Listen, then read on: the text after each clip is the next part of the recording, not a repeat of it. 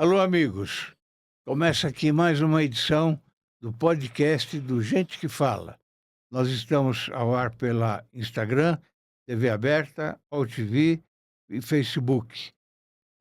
Peço que vocês, quando entrarem também no YouTube, peço que vocês se inscrevam e ativem o sininho que aparece por lá, tá bom?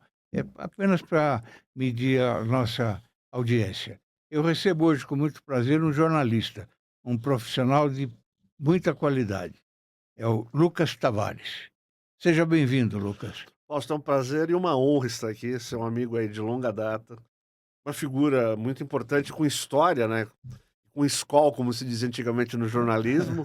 Então, fico muito lisonjeado de poder bater esse papo com você e poder contribuir com o Eu programa. respondo para você dizendo que a honra é minha, tá bom? Ô, querido, querido. Olha, o Lucas Tavares, ele é empresário, jornalista, músico, assessor de imprensa e relações públicas, foi gerente de comunicação da Companhia de Desenvolvimento Habitacional e Urbano, atuou como rede de comunicação na Fundação Casa e na Secretaria de Segurança Pública, ex-diretor da conta da empresa CDN Comunicação. Foi chefe de gabinete e secretário interino da Secretaria de Comunicação da Prefeitura de São Paulo. Hoje, o Lucas é sócio-diretor da Nêmesis Assessoria, Consultoria em Comunicação, e lá ele atende a Prevent Senior. É isso? É isso, a Prevent Muito Senior e bom. outros clientes também, e Claro, estamos batalhando aí, né. é lógico.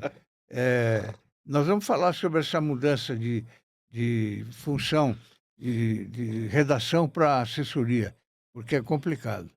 Eu fiz muita assessoria de imprensa, sei que é complicado. Ô Lucas, você nasceu em Cunha? Não, nasci em Santos. Mas você tem em Eu Cunha? tenho um sítio lá. Ah, você tem um sítio em Eu já Cunha? considero a minha segunda casa, né. Sim, Santos é a minha, como é que se a minha meu local de nascimento, cresci em Santos, trabalhei em Santos, fui jornalista lá na Tribuna, tive mas programas. passou a infância em Santos. Passei até os 20, até quase os 30. E como foi esse período lá em Santos? A Santos era uma cidade, ainda é, muito agradável, né, é pequena, em comparação a outras cidades. Sim. Quando eu era garoto era menor, então o lazer da molecada era brincar na rua, né, e ir pra praia. Eu surfei lá quando era garoto. A praia não ficava tão longe de casa. Era uma eram possibilidades muito democráticas de diversão, né. E era uma cidade muito segura, né, hoje não tão mais segura quanto era. E uma cidade com uma tradição cultural e esportiva muito forte, né. E uma cidade progressista durante um tempo, enfim. Era uma cidade que tinha vanguardas muito interessantes, tanto na música quanto, bom, o Santos Futebol Clube é o exemplo talvez mais bem acabado do que Sim, foi Santos, sim. em termos simbólicos, né. É, E hoje ele também reflete um pouco do que é a cidade, né, é. uma coisa um pouquinho mais decadente e tal. Mas é uma cidade que ainda é agradabilíssima, meus pais moram lá, tenho minha família é toda de lá, né, mas não moro lá há 20 anos. 20 anos. É, mais ou menos isso. Você é casado, né, Lucas? Atualmente eu tenho uma companheira, a gente não Sim, tem não tem mora em casas separadas, e ela é sim, minha sócia na Nêmesis, a Vivian Napp, sim, jornalista, né. sim. Eu fui a Olha ela aí, Vivi, linda. aí. Ela que é bonita, Muito né. bonita mesmo, muito bonita mesmo. Eu já tive uma primeira esposa que faleceu, sou viúvo de É, um outro casamento, é. mas já faz 15 anos, tá fazendo 15 anos agora dia 5. Você tem filhos? Eu tenho uma filha, Maria Laura, que é de um outro relacionamento, ela tá com 8 anos, 8 anos. 8 aninhos. Tá dando trabalho, não? Ó que linda. Tá dando trabalho, não? Dá Ela tem ela é um cara de pouquinho ser geniosa, mas ela é geniosa, é? ela é um amor, ela é super, tem uma inteligência emocional acima da média e é uma dádiva, é Que uma bom, é dádiva. mesmo. Não há nada melhor do Pra que você ver como ela um é filho. ela puxou o pai, mas ela é linda, né. E o pai não é tão Não, bonito. o pai também é bem apoiado, pronto. Olha, você foi estagiário no Estadão, né? Eu fiz aquele curso de focas do Estadão, né, É. que era um curso super concorrido na época, isso em 95. Esqueci de dizer uma coisa, desculpe. Você e eu agradeço agora pessoalmente aqui, você foi no lançamento do meu livro. Fui, claro. É. Eu fiquei muito contente com Ah, isso. lá. Olha aí a foto. Lindo, lindo.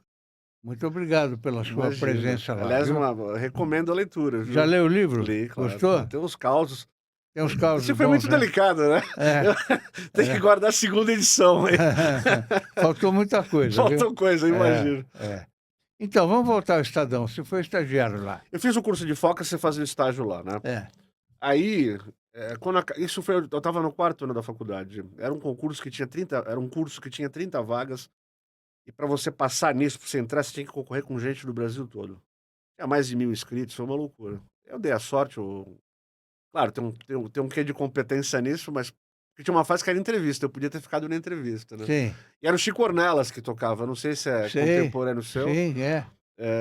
E era pesado o negócio, os caras davam uma formação quase militar no jornalismo Sim, ali.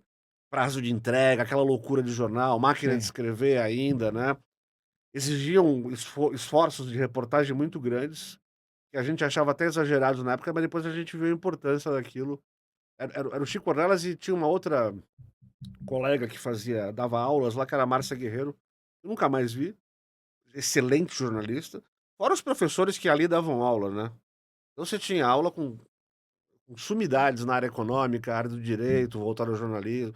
O Clóvis de Barros Filho era professor de ética lá, pra você ter uma ideia, que hoje é um cara muito conhecido, né, mas ele era um jovem, dava aula pra gente, e nesse período você ia pra redação fazer matéria mesmo, claro que você não assinava, e eu fiquei lá uns 3, 4 meses, aí me formei em 95 para 96, e a Tribuna me chamou, lá em Santos. Lá em Santos. Hoje eu olhando em retrospecto, foi muito proveitoso, mas eu poderia ter vindo para São Paulo antes, e estourado no eu era bom repórter, cara, eu gostava muito de fazer matéria. Porque alma de repórter quem tem não perde, né. Não, A não gente perde trabalha hoje nunca. do outro lado do balcão, Sim, mas aquela verve de curiosidade, de querer dar furo, isso não perde. é, Você claro. você não trabalha mais com E isso, né, você mas deve ter encontrado aqui muita gente de Santos, muitos profissionais sim, que estão hoje em São Paulo. Alguns até já nos já ido. deixaram, né. É o Manente, por O exemplo, Manente foi meu professor, foi na seu faculdade, professor. na faculdade, é. Ele Então, dirigia a TV Tribuna lá, que era afiliada da Globo. isso mesmo. É, O Manente foi do Estadão há muitos anos. foi, eu sei. Eu conheci o Manente no Estadão. Eh, Uma fase boa do e Estadão. acabei virando padrinho dele de casamento. Você tá brincando? É. Caramba. Infelizmente, ele, no ano de 2000, sofreu um ataque cardíaco tomando banho e faleceu. E numa véspera de Natal, Ano Foi a Novo, né? véspera do ano novo, último dia do ano. Eu lembro bem Uma disso. coisa inacreditável. Muito jovem, né? Nossa, e mexeu muito com a gente, porque nós éramos amigos mesmo, sabe? Caramba. Então, por isso que eu lembrei agora do nome dele e eu sei que você conheceu. E a sua passagem na Tribuna de Santos, como foi? Olha, foram 8 anos. Eu entrei jovem lá, recém-formado. Logo fui cobrir política. Com 1 ano eu fui promovido para repórter especial, que foi uma coisa que eu não. Eu gostava de dar furo lá. Aí comecei a fazer uma coluna de política, que é uma coluna chamada Dia a Dia. Foi o Saulo Ramos que criou há milênios, né? Isso não é da minha época, claro. Sim, Fiz a coluna, depois passei a fazer editorial quando eu tinha uns 24 anos. Ajudava eventualmente no fechamento de edição. Eu praticamente passei por todos os postos ali, sim, né. sim. Claro que não de chefia, aliás, chefia temporária, aquela coisa de cobrir plantão, sim. Lá eu tive um programa de TV também, já no final da jornada, que era um programa tipo esse, só que naquela época não tinha YouTube, né, Sim. tinha a TV aberta como tem aqui, mas não tinha internet do jeito que é hoje, era um programa diário, ao vivo, de entrevistas. É. Lá passou Paulo Maluf, passou Lula, passaram todos os camaradas que eram Da época. relevantes da época. Foi muito rico. E você sabe que é uma coisa que eu me ressinto, eu não tenho nada guardado disso. Fiquei de pegar os arquivos, enfim. Tem lá uns 300 programas que foram feitos. Você não Eh, tem esse eu não material? tenho, Fausto. Puxa vida. Eu tenho que ir atrás disso, eu não tenho. Porque tem entrevistas maravilhosas ao vivo. Quer dizer, não tinha E é a como sua errar. história, né? É minha história. É. Sempre fui um pouco desleixado com isso. E essa passagem sua de, redação para assessoria? Porque assessoria é complicado, não é fácil não. Pois é. Você sabe que o jornalismo paga pouco, né, Fausto? É, E Santos paga menos. E era uma realidade de mercado que ainda é melhor do que é a de hoje em termos de redação. As redações ainda não haviam sofrido o baque que sofreram da internet, enfim, a crise do modelo de negócio, do que a imprensa passaria depois.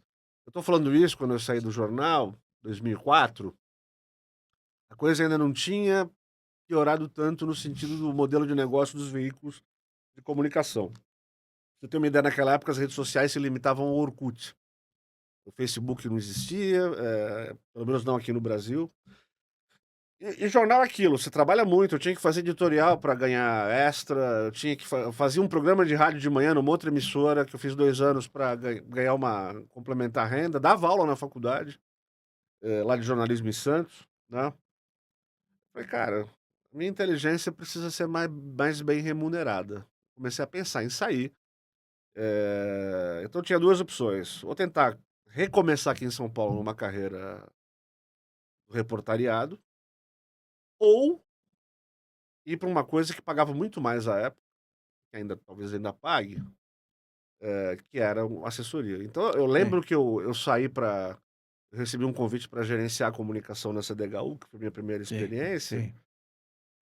ganhando 4 vezes mais do que eu ganhava no jornal, assim, É, e trabalhando metade. é.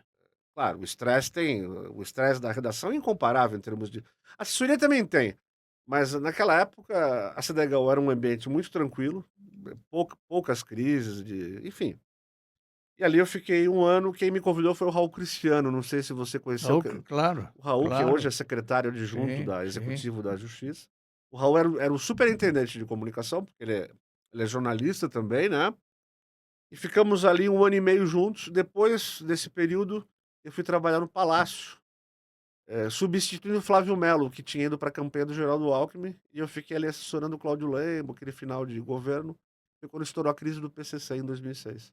Sei. Eu estava ali no Palácio. Você hoje é um administrador na área de comunicação, administrador de crises, né?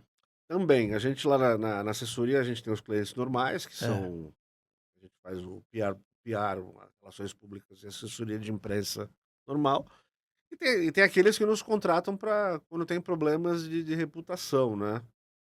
E essa experiência eu peguei, principalmente trabalhando na Fundação Casa e principalmente na segurança pública. Quando eu dirigi a comunicação na secretaria pública ali por quase 4 anos, eram 2, 3 crises por dia.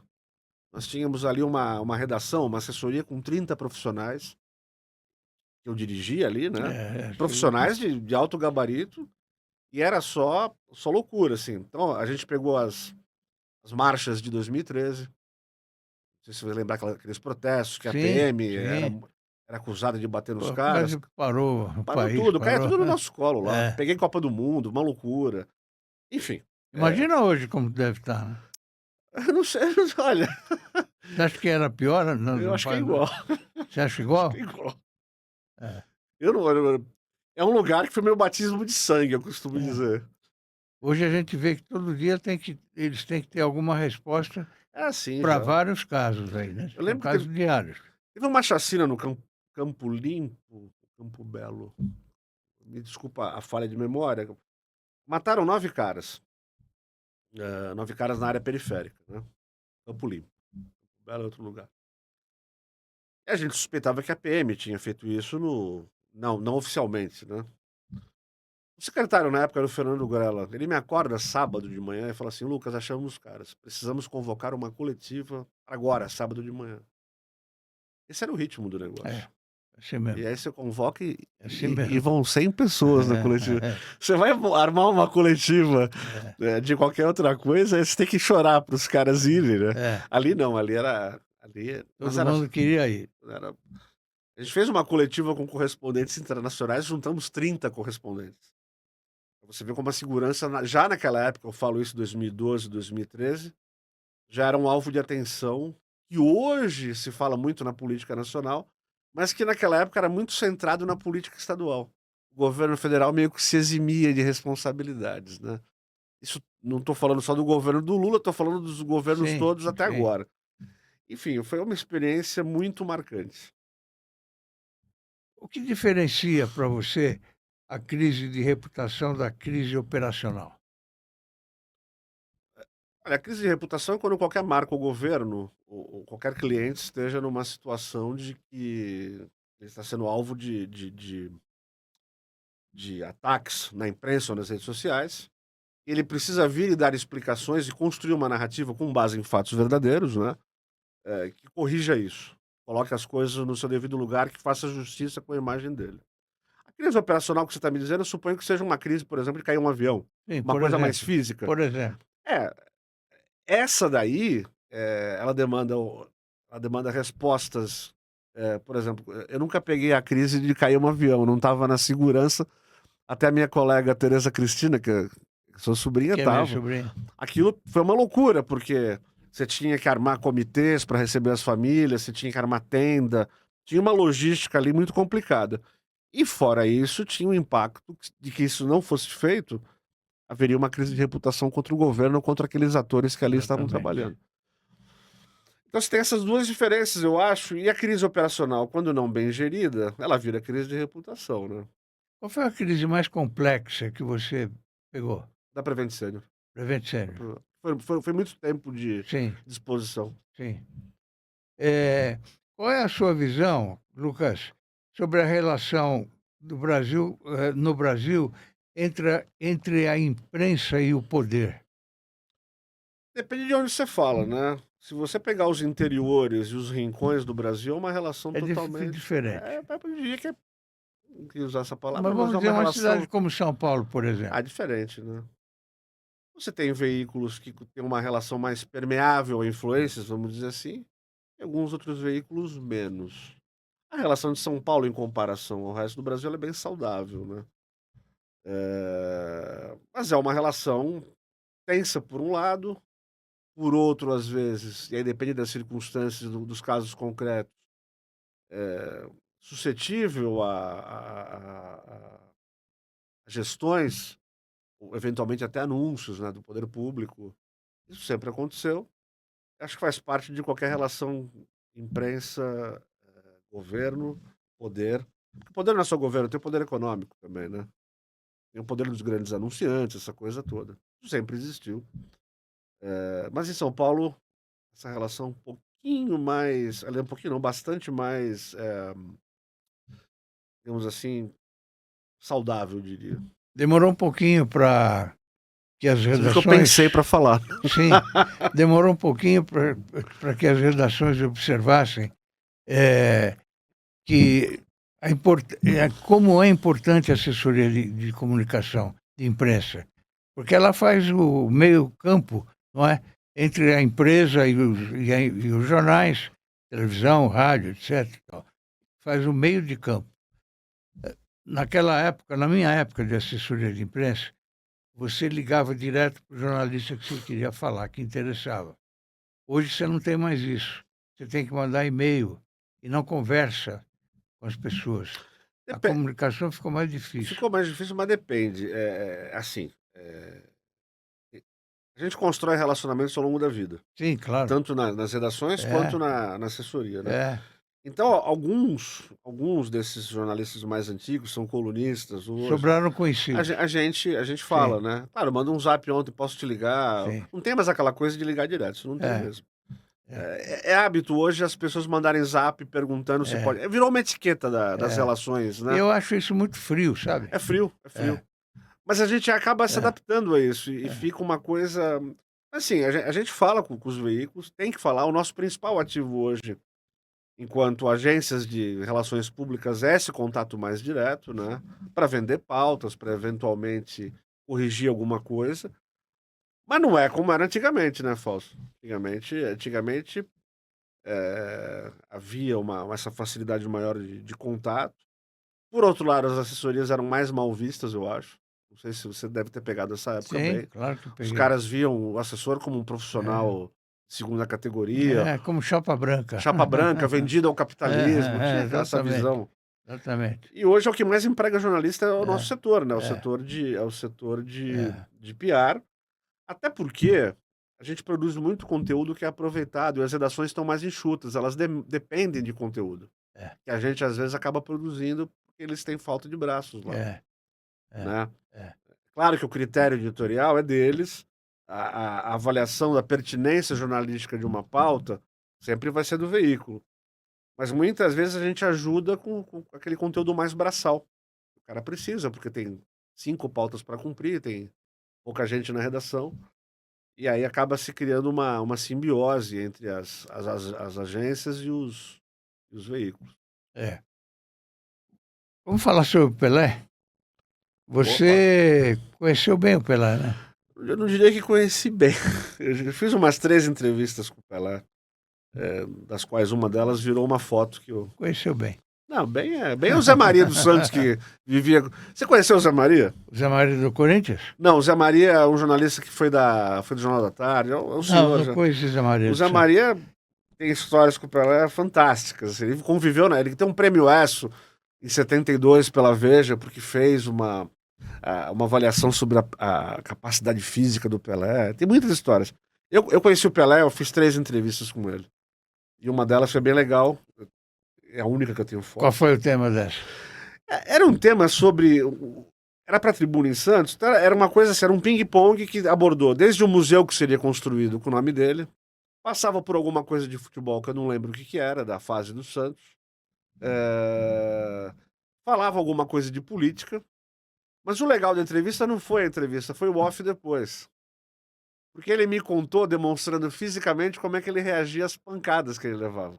Era uma curiosidade minha. Eu falei, pô, você apanhava muito, mas meu pai fala que você...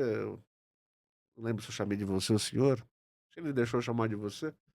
Você batia também. Ele falou, vem cá, olha, eu nunca amarelei. Quando o cara vinha me dar um chute, ele mostrou como ele levantava a perna pra neutralizar Sim. o pontapé.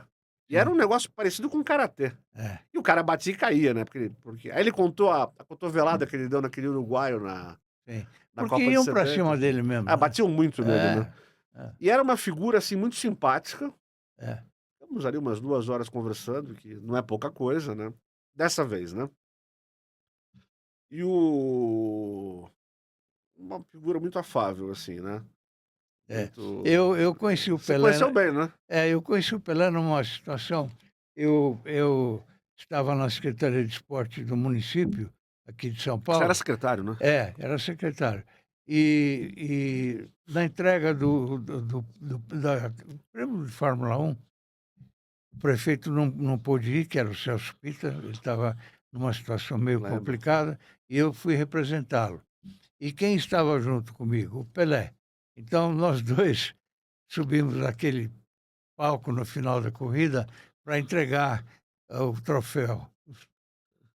No pódio? No pódio. Caramba. E eu assisti a corrida junto com o Pelé na época. Aí, Eu tinha cabelo. Aí você tinha cabelo, tinha um cabelinho já na testa. Eu tava perdendo. Mas você vê que curioso, o Pelé é mais baixo que eu. Eu não sou um cara alto. E você pega aquelas fotos dele dando aqueles saltos pra cabecear a bola.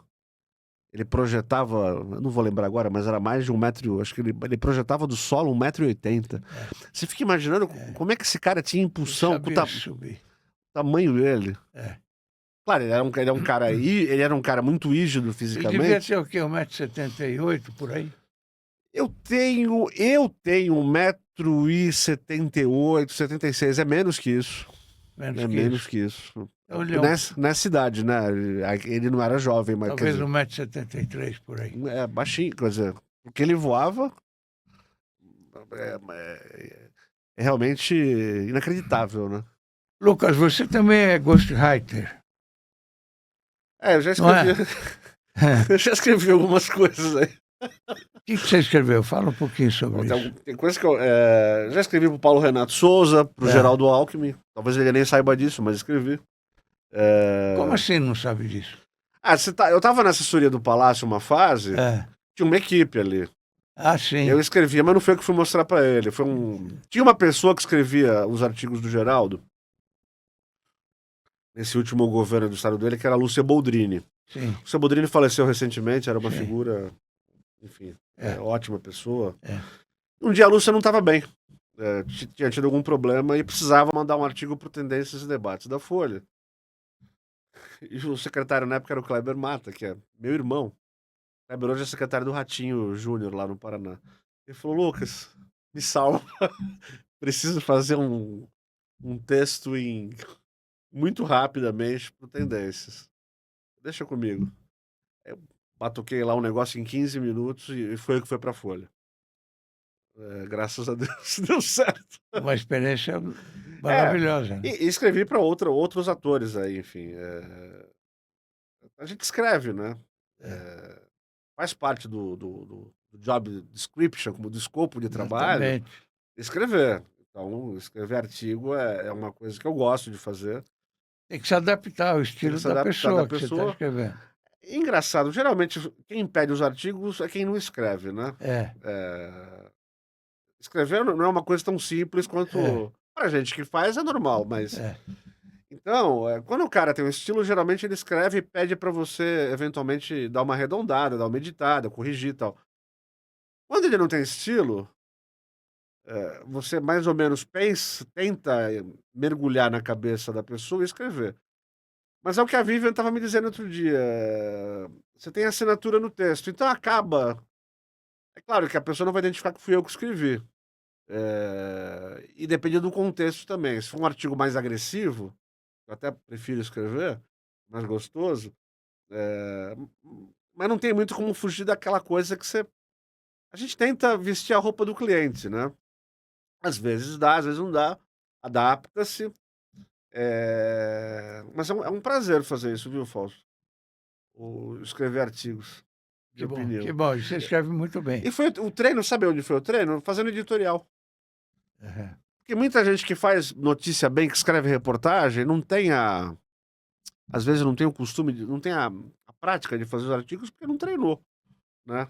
Eu preciso dizer para o espectador que você escreve também para o nosso, perdão, para o nosso portal, O Orbis News. Orbis News, que é um Eu tô portal eu só de artigos. eu tô em débito com Aliás, você. faz tempo que você não escreve, É, mas,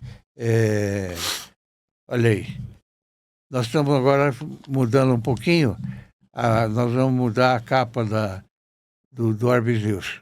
Estamos em fase de mudança no portal, boa. viu? E eu Ótimo. renovo aqui o meu convite para você escrever. Às vezes eu Tá bom? fico pensando qual tema eu vou pôr a mão, né. E hoje não falta, né? Mas também tem que tomar cuidado, né. Tem que tomar cuidado. Como gerente de comunicação da Companhia de Desenvolvimento Habitacional e Urbano de Isso é São legal. Paulo, como é que foi esse trabalho seu? Foi um trabalho de aprendizado, eu era muito cru em assessoria. Foi uma aventura. Deu tudo certo, graças a Deus, mas Quem era o secretário? era o Emanuel Fernandes, Sim, que havia sido prefeito de São José dos Campos, uma figura sim, muito correta, sim, hoje está fora da política, era do PSDB, e havia ido para o governo do então governador Geraldo Alckmin, que são momentos distintos. Aquele artigo que eu te falei do sim, Alckmin foi depois. sim, Isso é 2004, o Emanuel era até cotado para ser candidato a governador, acabou sendo Serra o candidato a governador e foi sim. eleito. E o Emanuel voltou a ser deputado federal, ele se candidatou a federal, enfim. Faz muito tempo que eu não falo com o Emanuel. Então foi esse período de 1 ano e pouco, foi bacana, assim, mas era outro ritmo, né, não era um ritmo tão frenético quanto o da Fundação Casa ou da Secretaria da Segurança. É, Ali se eu caísse naquele momento eu seria trucidado, sim. porque eu não tinha ainda as ferramentas e eu estava aprendendo a ser assessor de verdade, né. Isso você tem que aprender. E na antiga FEBEM, você trabalhou lá também? Lá foram 5 anos sob a presidência da Berenice Janella. E aqui eu vou abrir um parênteses, se você me permite. Depois entrou o Joaquim no lugar da Berenice, né? Não, depois da Berenice, a Berenice ficou 15 anos como presidente quase. Foi longo. A gestão dela foi bastante Eu fiquei longa. 5 dos 15. 5. Os 5 mais tensos, eu Como era diria. a atuação na FEBEM? Olha, eu vou entrar, mas eu queria fazer o parênteses da Berenice, Sim, porque assim, é uma pessoa é minha amiga até hoje, sim, mas não é por isso. A Berenice, pelo que ela fez para os adolescentes infratores no Brasil, ela mereceria uma estátua. Ela não foi reconhecida o quanto deveria. Ela pegou uma instituição, a FEBEM, em frangalhos. Eu lembro que em 2005, 2004, a instituição havia registrado 53 rebeliões com mortes, E ela foi reduzindo, criou um amplo programa de descentralização com unidades menores, que a gente tinha que divulgar e os prefeitos não queriam, então a briga foi essa. E ela conseguiu aos poucos, devagarinho, desativando os complexos, criando as unidades pequenas e a violência diminuindo Você dentro está da falando no instituição, estado no inteiro. estado inteiro. Foram 5 anos de trabalho árduo, com crises de reputação, crises a fuga do Champinha eu estava no dia. Uma Sim. loucura. Minha primeira grande crise foi a fuga do Champinha. Mas a Berenice conseguiu reverter o quadro, saiu por cima com uma instituição redonda, com muito menos maus tratos aos adolescentes, claro que eventualmente um desvio ou outro pode ter, com atendimento que de fato era digno, né, para aquela garotada. É um trabalho muito difícil.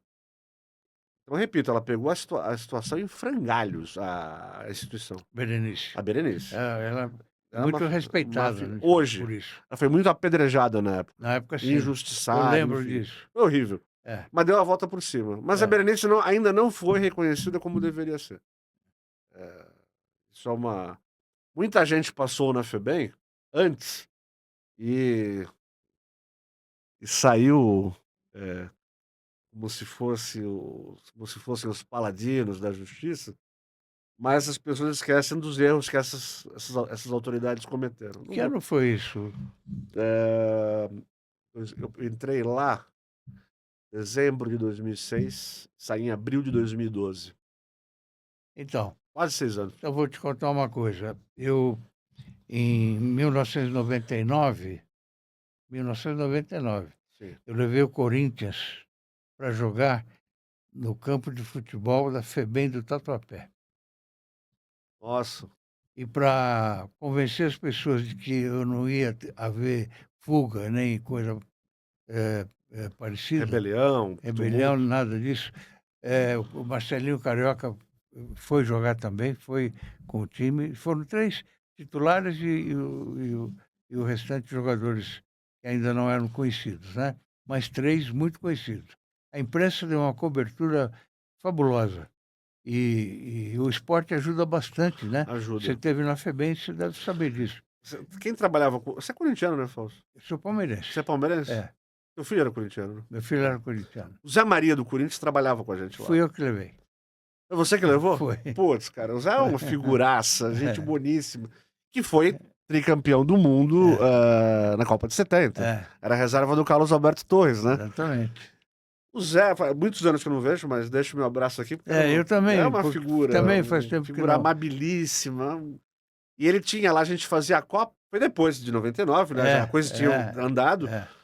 Mas tinha a Copa FEBEM, depois a gente criou a Copa Casa de Futebol. A gente não, né? Ele e a Berenice criaram, a gente divulgava. Aí pegava o Zé pelo braço, ia nas redações. Como ele é respeitado, rapaz.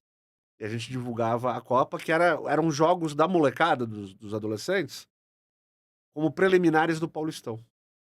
Isso foi durante alguns anos, eu não sei se está. Zé Maria fazia parte das escolinhas que eu tinha criado na secretaria naquela época. Caramba. Entendeu? Que era no governo Fleury. E aí, nesse jogo do Corinthians na FEBEM, ele fez amizades lá, etc. Nunca mais deixaram ele sair de lá. Ele está até hoje lá. Eu acho que ele saiu. Ele saiu agora? Eu acho que ele aposentou. Preciso checar. Se você conseguir contato com ele, me avisa. Eu vou pedir pro. Gostaria muito de falar com ele. Denilson Araújo, que é o diretor de comunicação da Secretaria da Justiça, Sei. trabalhou comigo na Fundação Casa. Sei. É um menino que acabei ajudando a formar e hoje está super bem. É super amigo do Zé. Eu vou arrumar esse contato. Um abraço pro Denilson, viu? Falar de jogador, que eu vou trazer aqui proximamente é o Mirandinha. Eu quero aquele que jogava com o Edmar? São Paulo. Ele que quebrou a perna. Sei. Aquela foto horrível que saiu nos jornais, lembra? O Mirandinha, eu fiz uma excursão com a molecada para o Japão. E o Mirandinha foi o técnico. Esse Mirandinha é aquele que jogava com o Edmar em algum time, acho que Corinthians, não é? Eu não lembro do Edmar, mas o Mirandinha é aquele. Ele ficou conhecido por ter quebrado a perna daquele jeito. Eu te confesso que eu tenho um defeito de fabricação, quer dizer, não é brincadeira. Eu não acompanho mais futebol. Sei. Aos 25 Mas anos. você é santista? Eu fui santista. Ah, não é mais? Não, não sou, não acompanho mais. Ah, Não é por eu vejo o futebol hoje com toda a vênia aos telespectadores como uma perda de tempo. Virou uma indústria multibilionária, eu não tô reclamando que os jogadores ganhem bem, não é isso, só que a minha audiência não tem, né. Então eu perdi um pouco de paciência, porque o futebol quando eu torcia, me aumentava a ansiedade. Então eu tenho motivos de sobra para ser ansioso, o futebol não é mais um deles. mas você torcia então para o Eu Santos? torcia para o Santos, eu não torço mais, eu realmente não hoje eu tenho uma simpatia pelo Palmeiras, porque eu sou sócio do clube lá. Ah, você é Eu sou sócio. sócio do Palmeiras, a Vivi me levou pra lá. Então quando o Palmeiras ganha, os meus amigos do clube, que são muitos, ficam felizes, eu fico por eles, mas eu não gasto meu tempo assistindo um jogo de futebol. Sei. É É. é uma idiosincrasia minha. Olha, é um assunto curioso, não sei até que ponto você pode falar, mas Prevent Sênior e pandemia, como foi esse período Olha, para você? eu não posso falar pela empresa, Sim, até porque eu tenho assim, foi um período muito muito difícil, foi uma injustiça que foi feita contra a empresa, sim, né, despegou-se a pecha na empresa de que ela havia atuado com o governo Bolsonaro, o que não é verdade. sim. E aí criou-se um tremendo barulho de reputação, muito grave, foi mais de um ano, eu diria que foram 2 anos de trabalho árduo. A empresa passou por isso, os donos, eu posso dizer que são meus amigos, são meus clientes, mas são meus Fernando e amigos, Eduardo. Eduardo, são pessoas corretíssimas, corretíssimas, tentaram salvar vidas. Enfim, essa história um dia ainda vai ser contada com os pingos Sim, nos is. sim, Mas a empresa foi alvo de um ataque de reputação brutal, e aí eu não posso especular quais foram os sim, interesses por sim, detrás, né, sim. mas, passamos, né, quando eu falo passamos, eu estava lá, e eu acho que eles conseguiram dar a volta por cima. Nós conseguimos, né, Conse- vou jogar aqui os pronomes Conseguiram e mesmo. tal, mas foi um trabalho de case, assim, É. às vezes me perguntam se eu faria um livro sobre isso. Eu sinceramente eu respondo que eu não sei, porque Eu, mexe muito com a gente. você sabe que eu sou fã da Prevent Sênior, né? É, Eu tenho uma irmã está com 95 anos, ela se cuida lá na Prevent Sênior, não há reclamação nenhuma.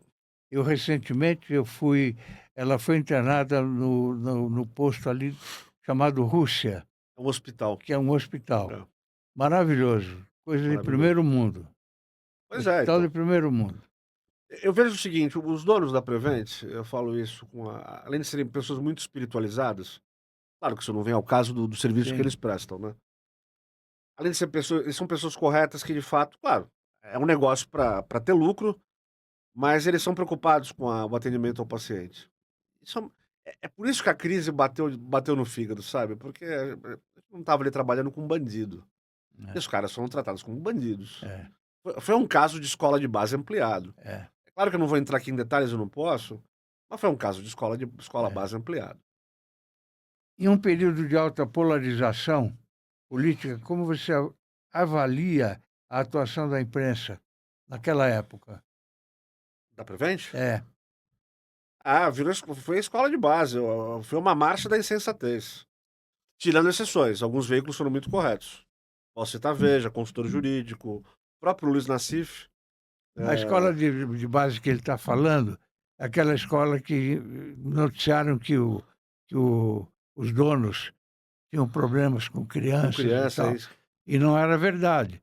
A escola foi fechada, eles ficaram na pior, não é? Sim. E, parece que foi um delegado que denunciou. Um E delegado que denunciou a escola, a imprensa comprou como verdade aquilo, né, e a escola fechou, as pessoas acabaram com as vidas delas. Depois foi saber então, que não isso tinha abuso serve de exemplo para todos os jornalistas, porque é preciso checar antes exatamente, todas as coisas que você noticia. Primeiro exatamente. tem que checar, muito bem checado, não é? Você é músico. A gente tenta, né. Eu vi você tocando bateria já, assisti, tive o prazer de assistir. Você toca muito bem, por sinal. Você viu? Na Prevent. verdade. Eu fui almoçar lá e Nossa, você coisa isso. olha aí, Nessa época eu não tocava bem, eu estava começando, eu tinha cabelo. você me convidou para almoçar lá na É Prevent um verdade, lá dia, tinha uns e instrumentos, é. você tocou bateria lá. É. Aliás, é um ponto positivo, não sei se ainda existe isso lá, porque era na hora do almoço, no descanso, Não, eu acho porque que não tem mais, o eles hospital é uma coisa muito pesada para é. trabalhar, não é? Você Eles trabalha com vidas, com é, doentes, doença. Então, tinha aquele período na hora do almoço que os funcionários, cada um pegava os seus instrumentos e iam tocar. eu não sei como é que tá isso hoje, quer dizer, eu acho que não tem porque, enfim, houve reestruturação, mas eles têm a banda da Acho que no tempo que você não está lá.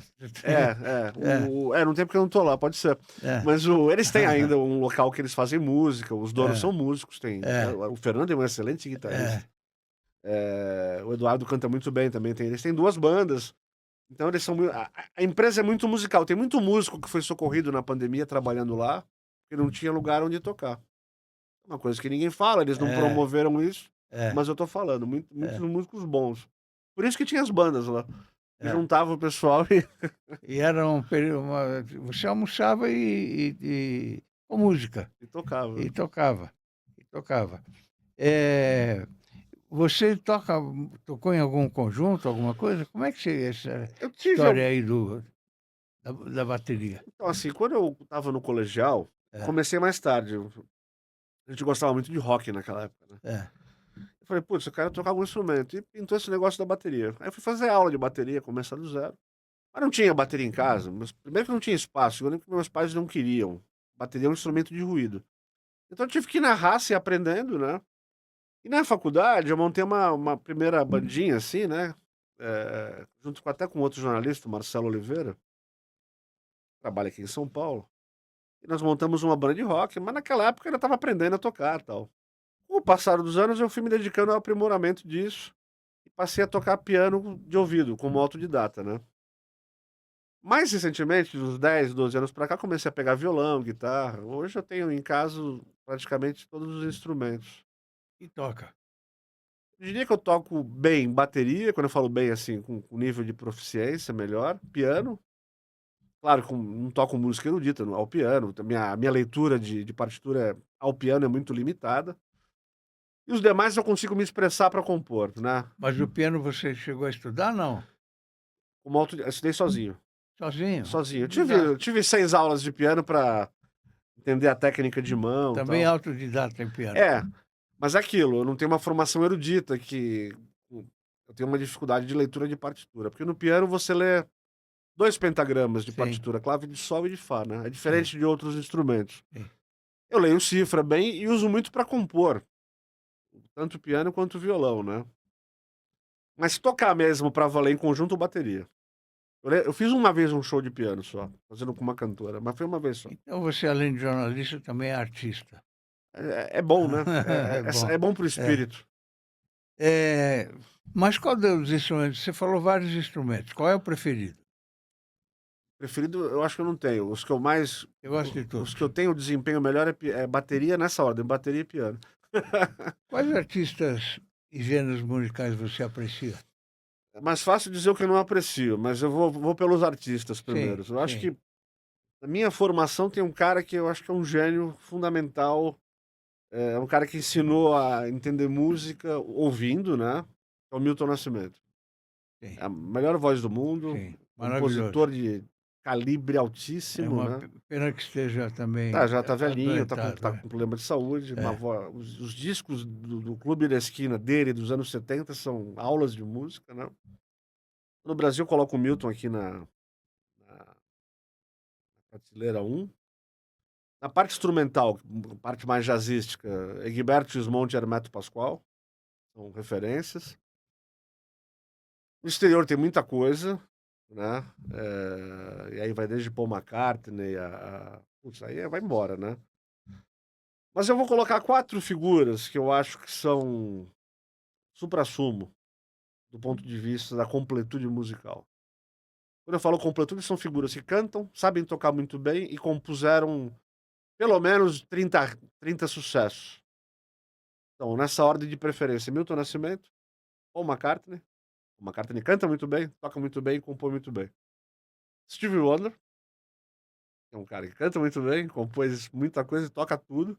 E o Prince, que tocava todos os instrumentos, um dos maiores guitarristas que o mundo teve, e um baita de um cantor também.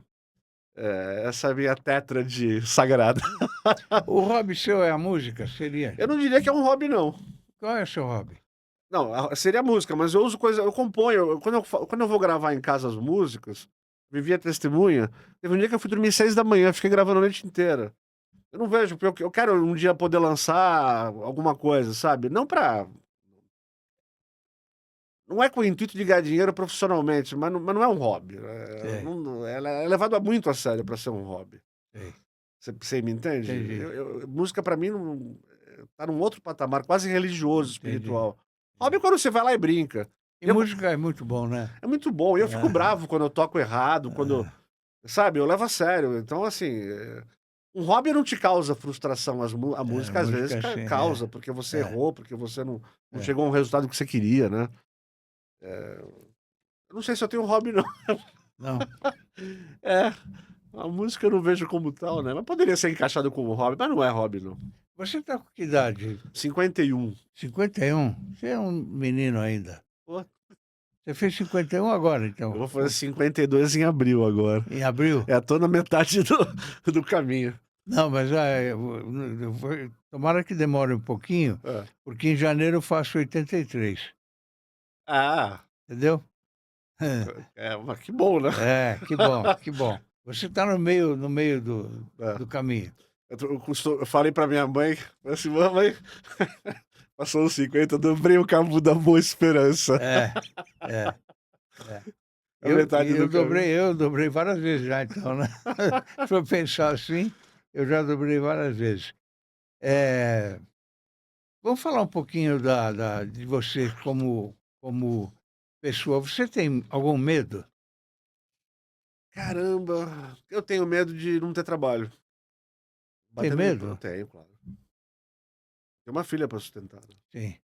Tenho medo de ficar doente, Mas você é um evidentemente. profissional competente e hoje está muito difícil achar gente competente. Mas talvez por isso a gente tenha medo. Tá difícil. Tá É, difícil sim, o trabalho é difícil, é. né? Eu não fiquei rico. Sim, a nossa profissão não deixa eu ficar rico, né? Alguns ficam, Alguns dão poucos, sorte, enfim, alguns né? poucos. É. Então, assim, eu preciso trabalhar. É, Eu tenho medo que falte trabalho. é, Eu sou um cara muito previdente nesse aspecto. Claro, eu acho que esse é meu principal medo, Fausto. Engraçado. É é. uma insegurança minha. Não por falta de competência, mas pela preocupação da dificuldade da vida hoje no Brasil, né? Enfim. Como é que você analisa a falta de segurança hoje em São Paulo? Olha, eu não tenho me debruçado sobre os indicadores, tá? Eu vou falar O com a que você está sentindo? Então, segurança é uma coisa de percepção. Não, mas é o seguinte, você tem coragem de sair na rua andando, passear numa calçada hoje? Tenho com as devidas precauções. É, Eu não vou andar com o celular falando. aí que É. tá. A segurança é um problema. O principal problema do Brasil hoje é crime organizado. É. E aí ele reflui, obviamente, porque é um tecido criminoso que ele vai ter influência no ladrãozinho da esquina. É, Que é o cara que de fato vai te matar na rua. é, Não é o chefe do PCC que vai te matar. É o ladrão que vai tentar te roubar. E aí tem um problema de percepção. Se você comparar São Paulo com Bahia, sei lá, com outros estados, São Paulo ainda é um estado mais seguro, por incrível que pareça. Mas a percepção de segurança, que é o que as pessoas sentem ao andar na rua, é o que conta. É isso que conta. É isso que dá a voto ou tira a voto. Não é o indicador por 100 mil habitantes. Não é a parte científica da criminologia. É a parte de percepção. E ora, quando você um dia foi assaltado na vida, a sua percepção nunca vai ser mais a mesma. Ela fica tisnada, fica marcada por aquele episódio. Então o cara fica com medo, né? Quem já foi assaltado em casa, então pior ainda. eu já fui. Você imagina, você nunca vai ter, a menos que você vá para a Suíça, É. uma percepção de segurança como você tinha antes. É. Porque você tem um risco de fato. Que pode ser um risco diminuto em termos probabilísticos de alguém entrar na tua casa, né? Então a gente lida com a percepção. O governante lida com a percepção de segurança, para além dos indicadores. O Fortaleza, por exemplo, é um lugar super inseguro. A taxa de homicídios é altíssima. Não tô com os dados frescos aqui, mas eu aposto que tem muito turista que fica ali na orla que não vê isso. Porque 3 quadras pra lá o bicho pega, pra dentro da cidade, né. Sim. Baixada Santista ficou um lugar muito ruim. É uma das capitais do crime organizado brasileiro, principalmente o Guarujá, né. Com a de Acho que começou no Guarujá, né? Nos morros ali do O Guarujá. Guarujá, a periferia de Santos sempre teve problema. Eu lembro de uma reportagem que eu fiz. Eu fui cobrir um caso de um cara saindo sem cabeça de uma favela de palafita. O pessoal cortou os braços e a cabeça do cara. Eu fui cobrir Nossa isso, eu senhora. vi isso. Eu não vi cortando, eu vi o corpo. Nossa. Depois eu descobri quem era o traficante que tinha mandado. Eram caras do primeiro comando da capital, do PCC. Usaram a cabeça do cara numa praça de madrugada e ficaram fazendo tiro ao alvo com o cara. Nossa senhora. Porque o cara tinha. Era um cara do crime que tinha traído lá o combinado. Então, assim, isso eu tô te falando em 2002, tá? Mais de 20 anos, a coisa já vinha num crescendo. E na época, a então Secretaria de Segurança, não sei se era o Saulo de Castro, enfim, os caras meio que minimizavam a coisa do PCC, né? Não existe PCC, não existe crime organizado, mas a E coisa existia e já crescendo. existia crescendo. É. E aí foi sofisticando. Hoje, Operação Semana Passada, Operação Carbono, os caras estão em fintech, estão em empresa de licitação pública, estão no mercado de agrotóxico, É tudo tá em quanto é tudo quanto é lugar. lugar. É. E você sabe qual o grande risco disso? Tem uma pensada geopolítica aí, né? O Trump tá louquinho pra dizer que essas organizações brasileiras são terroristas. É. Você sabe o que isso significa, né? Sim, Ele vai lógico. poder fazer operação aqui dentro. Sim. Ele mete a colher aqui dentro. É. Então, é um assunto que é muito, muito grave, né? Você é a favor do mototáxi em São Paulo? Eu acho que não sei, Fausto, não parei pra pensar. Tem um risco aí de um cara cair com a moto, né? Eu não ando de moto, por exemplo. É. Mas você subiria no Eu não ando mototáxi? de moto. Eu não ando de É. moto. É. Eu já vi gente se machucar. Nem na garupa, nem nada, né? Não, não, eu já andei já, mas eu não me sinto seguro. Agora, talvez faltem estudos aí para dizer se o impacto em termos de acidentes ou não. A rigor eu sou um liberal, né? Eu, como liberal, eu sou a favor das coisas desde que elas não causem prejuízos a terceiros. Se essa premissa de que não houver prejuízos a terceiros estiver atendida no mototáxi, eu não sou contra. Eu não andaria, por uma questão minha. Você com 51 anos, como é que você vê o futuro do nosso país? Eu não sou um otimista de, de partida, assim, né? Sou um cara mais pro cético. Não dá para ter perspectivas muito boas com o que você tem hoje, É. né? Evidentemente que também não sou um pessimista. Veja, o Brasil ele tem possibilidades ínfimas de aproveitar uma série de fatores. Eu só não sei se a gente tem inteligência embarcada no Estado, nas principais elites, para aproveitar isso. Então, por exemplo, eu vou arriscar palpite, porque eu não sou estudioso. O Brasil é o país que tem a maior reserva hídrica de água doce, né? O Brasil tem terras raras na Amazônia. O Brasil tem minerais, tem petróleo. O mundo vai faltar água daqui a 50 anos. Está preparado para lidar com interesses de fora querendo se aproveitar desses nossos insumos? O Brasil tem planejamento de longo prazo? O Brasil discute, em termos de longo prazo, o que vai ser feito em termos, por exemplo, de como a educação vai ser estruturada para aproveitar, que é uma oportunidade que se surge de você ter uma economia de criação de software, por exemplo, de tecnologia de internet, para surfar uma onda de inteligência artificial. Ou a gente tá perdendo mais uma vez o bonde da história? Eu estava vendo outro dia um rapaz que é um especialista em astronomia, astrofísica. Ele dizia que há 30, 40 anos o programa espacial chinês estava no mesmo estágio. Aliás, o programa espacial indiano estava no mesmo estágio que o do brasileiro. Os caras vão para a Lua e a gente explodiu aquele foguete em Alcântara e não conseguiu mais ressuscitar o programa brasileiro. Você falou aí em inteligência artificial. Como é que você vê a inteligência artificial? Eu acho que é inexorável o progresso disso, né? Eu já estou estudando esse negócio. Então, por exemplo, o ChatGPT é uma das ferramentas, tem outras.